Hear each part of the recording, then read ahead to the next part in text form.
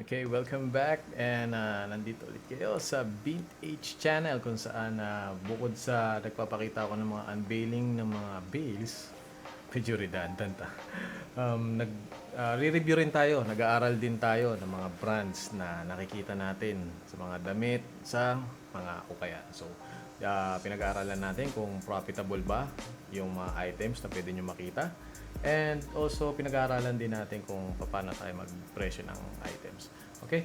So, bago ko nga pa simulan itong Tara Aral Tayo Episode 2, sinabi ko last video na i-share ko kung saan ko nabili ng worth 150 pesos lang yung Volcom na napakaganda pa yung condition na chino shorts.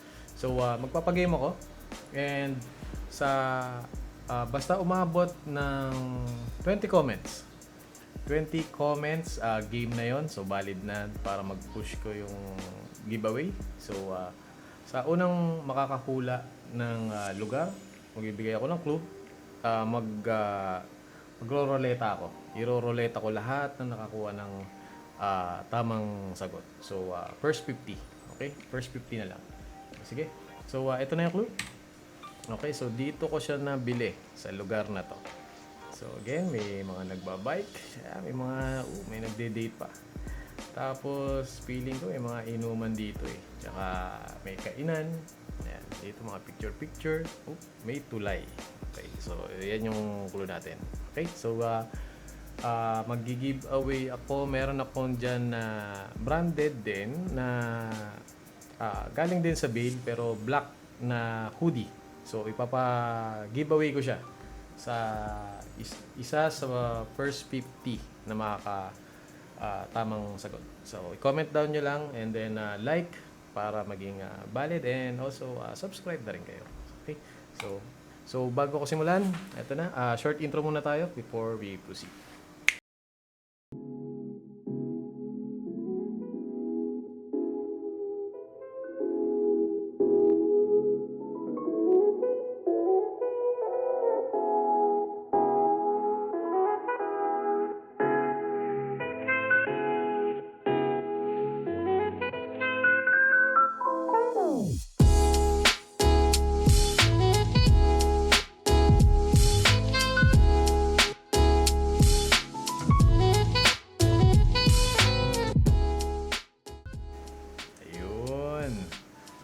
Tapos na yung short intro natin. So, sa mga nanood pa ng short intro natin, so, nakita nyo yung ipapa-previous natin.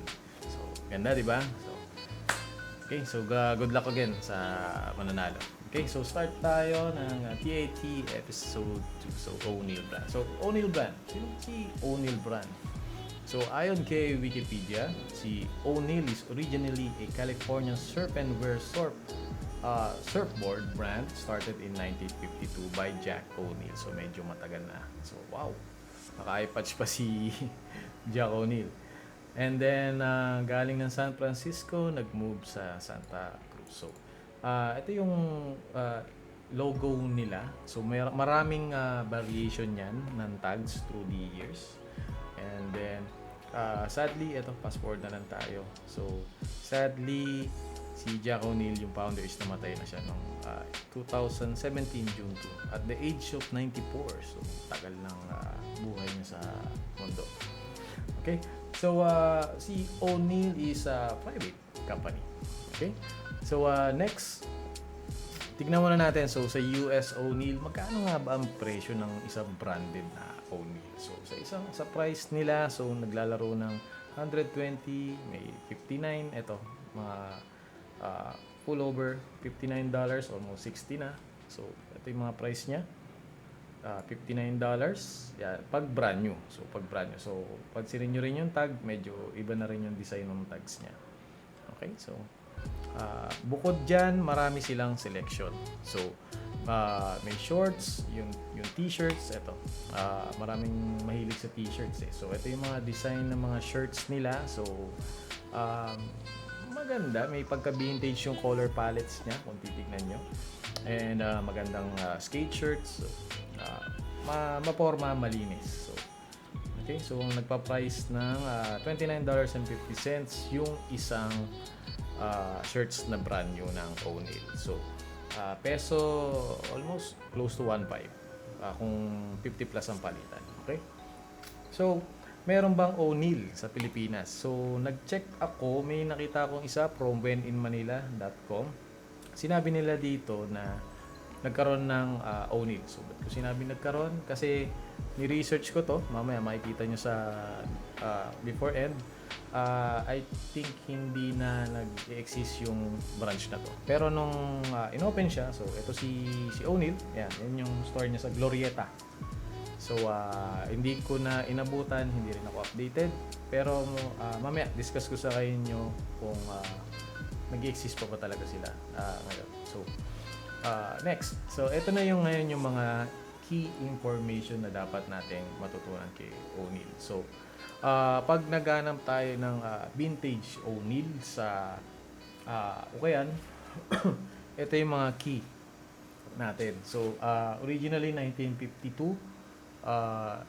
Ito 1952 na to now, ito yung kinikera nila na design logo.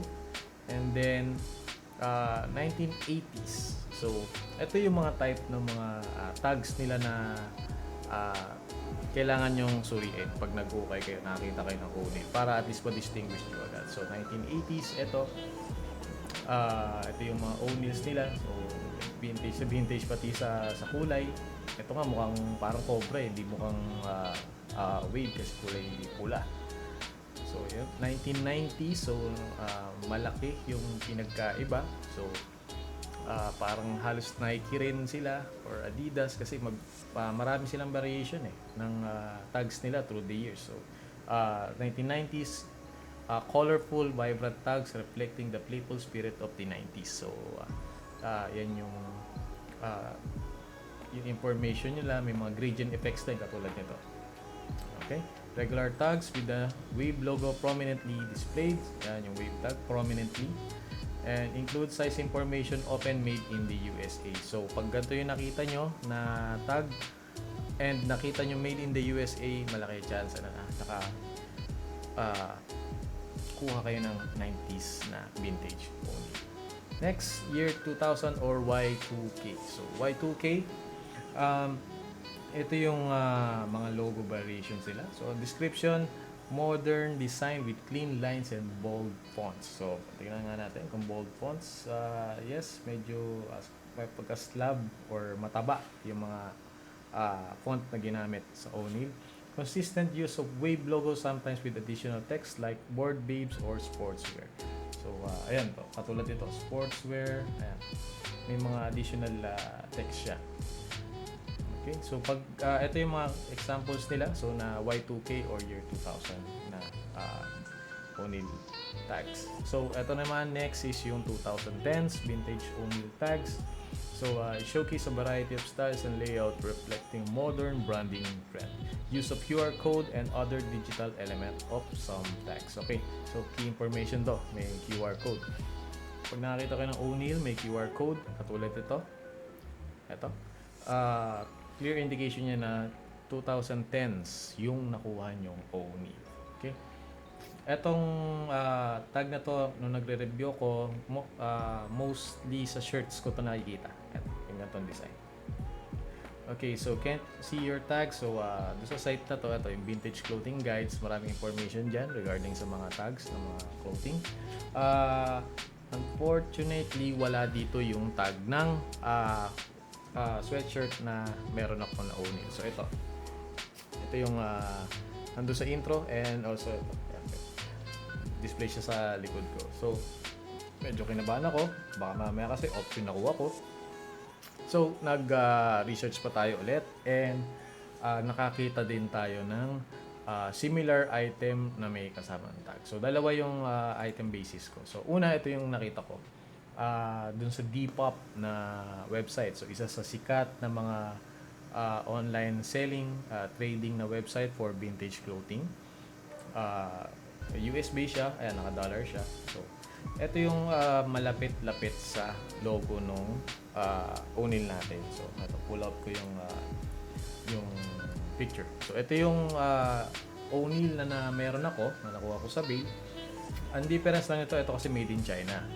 So, Yung akin kasi made in Cambodia. Pero all similar na halos yung tags. So, ano ba information mapupulot ko dito? So, ito. Tinignan ko to. Nakakita ko Y2K Stripe O'Neil. So, yung keyword is yung Y2K. So, nagkaroon ako ng idea. Search pa ako. Napunta ako ngayon dito. Nakakita na ako ng kaparehas ng tags natin. So, okay. So, confirm. Ayan. O'Neil. Ganyan design. Ito. Made in Cambodia. 29885, 29885, 85773, 85773. Made in Cambodia. Ayan. Parehas na parehas. So, pati yung, ito, large lang yung kanya. Sa akin yung si double XL. Okay. So, ano ba tong item na to? So, ito yung comparison natin. So, mga kabatch nito. Kung mapapansin nyo, yung sa loob niya, similar dun sa atin. Ito, yung ganito. Okay? So, ito yung pictures ko na ipopost ko dun sa vintage ng Facebook. Okay. Ito pa, isang logo nila na nakakabit dun sa hoodie part to. So, indicator din yan na ito, katulad nito. Kung titignan nyo to, yun, yung part na yun. So, kaparehas yan dito. So, safe to say na we got a legit O'Neil dun sa bid. So, makikita nyo yun dun sa unveiling ko ng mixed jacket. So, sobrang buenas natin dun sa bail na yun. Sa dami ko na rin na buksan, dun lang ako natuwa talaga na mixed jacket. So, yung iba kasi saktuhan lang, pero yung bail na yon is maganda talaga. Okay? So, next. Kamusta naman ang market ng O'Neil? So, search tayo dito. So, quick search O'Neil. Ayan, sa all. Makikita nyo agad, meron ka talagang community or mga buyers and sellers na kumukuha. Katulad ito.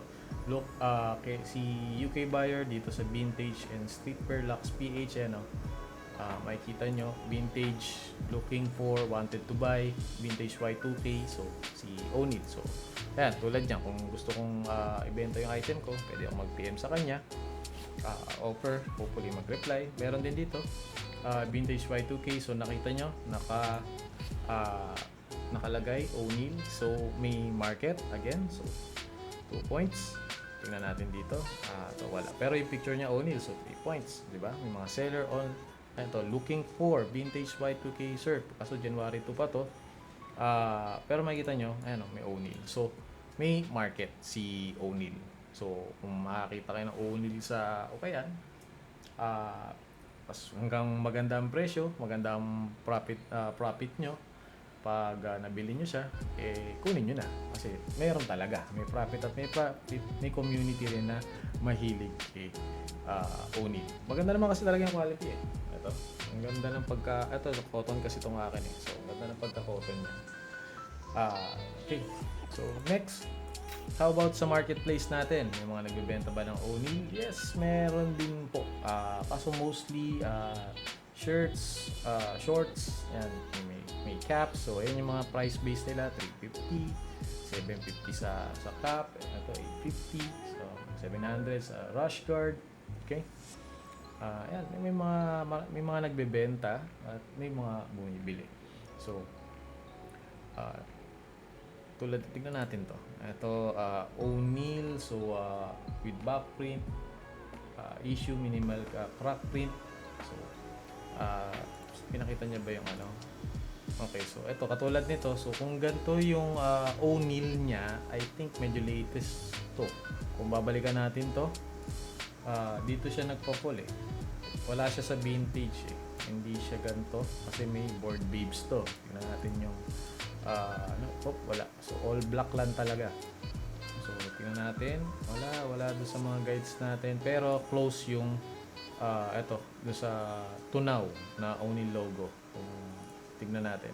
Okay, so medyo bagong labas itong items na to. So malaki chance bagong labas to. Isa sa mga bagong labas. Okay, next.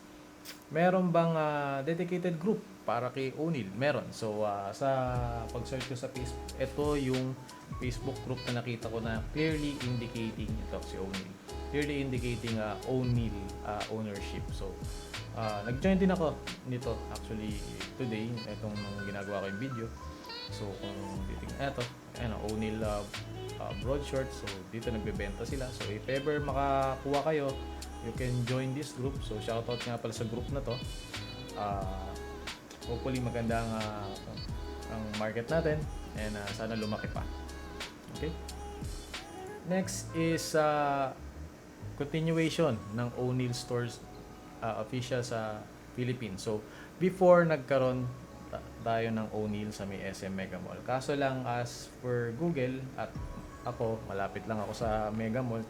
Nakailang ikot na rin ako doon, wala akong nakitang O'Neil. Permanently closed na siya. Pero before nagkaroon tayo doon. And then babalikan natin ito, yung post ni When in Manila. So When in Manila na nagkaroon ng O'Neil sa Glorieta. And nag-search na ako sa mismong site. So talagang hinanap ko yung directory nila and inisa-isa ko na lahat to. And wala akong makita na O'Neil. Basement, second floor, third floor, yan. Wala akong makita na O'Neil dito. So, hindi ko alam kung updated tong directory nila. Pero sa mga digang Makati, mga nag-work dyan, madalas na pumunta ng Glorieta. Hopefully, makibalita na lang. Kasi wala pa akong reason to go to Glorieta. So, hindi ko maiikutan yung lugar. Kung meron ba talagang O'Neil pa sa place na to, sa Glorieta dito. Okay? And then, okay. Lastly na lang, so tingnan natin ulit yung official na website nila. Ito, so O'Neil, US. So meron ding pang babae, may pang lalaki na O'Neils. Okay, so ngayon, sa presyohan naman ngayon. So itong hoodie ko or sweatshirt, okay natin ulit. So ito yung pictures niya. And ito yung front na embroidered niya.